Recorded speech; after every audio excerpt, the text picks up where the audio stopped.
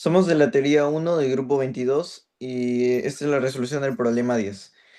El coeficiente de arrastre B afecta directamente la forma de la trayectoria parabólica al introducir una fuerza que se opone al movimiento y se reduce progresivamente la velocidad comparado con el movimiento sin aire, una trayectoria parabólica ideal. La presencia de arrastre hace que la curva alcance una menor altura máxima, tenga un alcance horizontal más corto y tarde menos tiempo en completar su vuelo. Si se incrementa el valor de B, estos efectos se intensifican. La partícula pierde energía cinética más rápidamente, por lo que su trayectoria se aplana. Aún más, sube menos, cae antes y recorre menos distancia.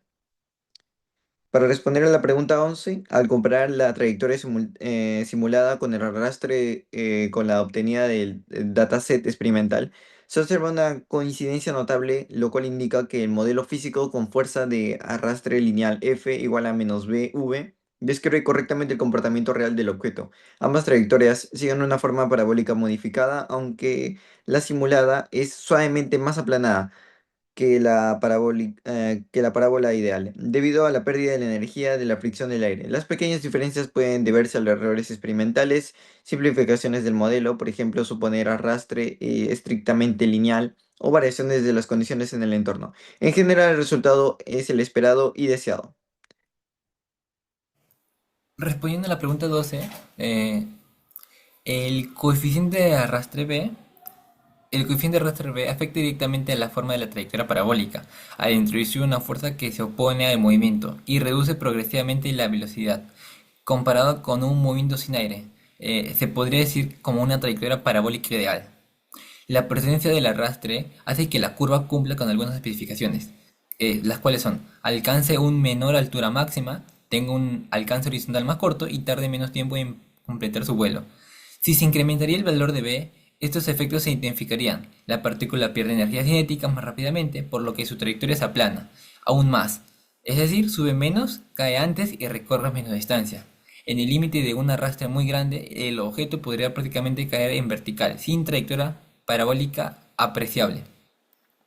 Respondiendo a la pregunta 13, eh,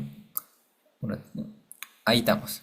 Al comparar la trayectoria simulada con el arrastre con la obtenida del data science experimental, se observa con una coincidencia notable, lo cual indica que el modelo físico con fuerza de arrastre lineal F igual a menos B por V describe correctamente el comportamiento real del objeto. Ambas trayectorias siguen una forma parabólica modificada, aunque la simulada es suavemente más aplanada que una parabólica ideal. Debido a la pérdida de energía por fricción con el aire, las pequeñas diferencias pueden deberse a errores experimentales, simplificaciones del modelo, por ejemplo, suponer arrastres estrictamente lineales o variaciones en las condiciones del entorno. En general, podemos ver que el resultado del esperado y el deseado, el modelo produce con precisión en el experimento. Validan tanto la estimación del coeficiente de arrastre como la resolución de la ecuación diferencial de movimiento. Para responder a la última pregunta del problema 14, el cambio en las fórmulas se presentan.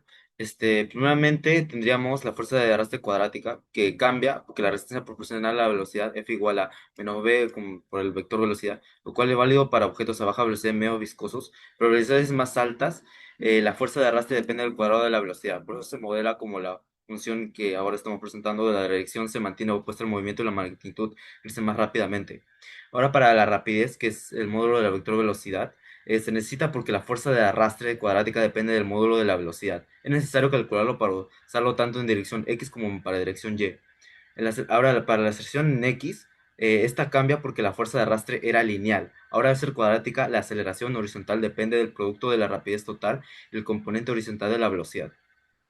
Para la selección en Y es similar. Antes solo se restaba G y el término lineal de arrastre. Ahora, como la resistencia también actúa verticalmente y depende de velocidad al cuadrado, se suma este nuevo término que representa una fuerza de frenado más intensa durante la caída o el ascenso. Ahora, el trabajo realizado por la fuerza de arrastre cambia en el modelo lineal que se integra velocidad al cuadrado, ya que sea la velocidad depende de la velocidad misma, pero con resistencia cuadrática se debe integrar el producto de la fuerza con velocidad, la v, y lo cual te da un integral de v al cubo.